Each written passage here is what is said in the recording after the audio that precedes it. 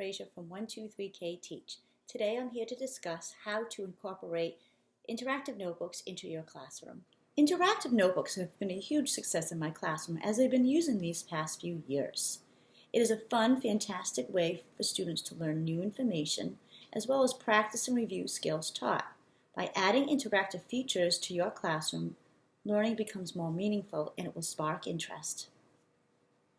Here are a few tips that I learned along the way to help you get started and manage it all effectively. Let's get started on our interactive notebook tips for beginners. My first and most important tip is to start out slowly and model the expectations. Show students what the end result will look like when it is completed.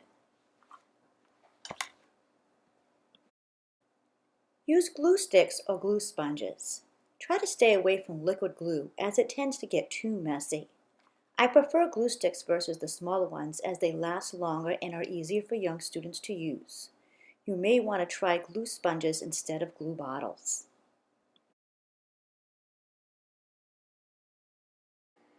Use spiral notebooks. I prefer using spiral notebooks because they are not only inexpensive, but they are a bit larger than composition notebooks. Young students tend to write big. You can use a 3-subject notebook if you decide to have sections for literacy, math, and science.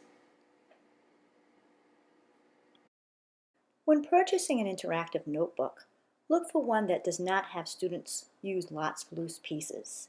Having many pieces can create havoc in the classroom. Some students can become easily frustrated as pieces can easily get lost. Look for a notebook that has easy-to-cut shapes. Young students who are just beginning to use scissors have difficulty cutting out intricate parts.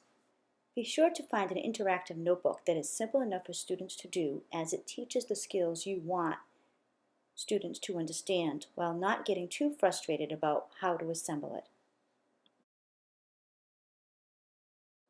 Attach a ribbon to the back of the notebook to use as a bookmark. Teach students to place the ribbon over the top of the next available page to bookmark their spot. Use a Ziploc bag to hold the pieces. There are times in which students do not finish the task that they are working on, or perhaps when something interrupts time on learning. You can use the back of the notebook to secure a Ziploc baggie and store pieces until students are ready to go back and complete their work. Use small plastic containers on each table to hold scrap pieces. We don't want the students running across the classroom every few minutes to throw away pieces of scrap paper. It is a great idea to have small containers at each table to collect scraps.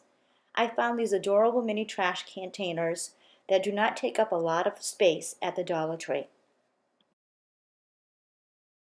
My last tip is to save the coloring for last. At the beginning of the year, I always teach my students to color, cut, and paste. However, as the year progresses, it is better for students to assemble their work first before coloring. This gives teachers time to go around and check to see who understands the concept and who has not. Once students have finished with the cutting, pasting, and assembling, then they can go back and color if they have extra time. If you are looking for interactive notebooks to get started, I would love it if you would check out these sets that cover many literacy, math, and science skills. You can use these sets throughout the entire year and feel confident that you are covering many Common Core standards. Read the reviews and check out what other teachers have to say about them. I would love to hear tips that work best in your classroom while using interactive notebooks.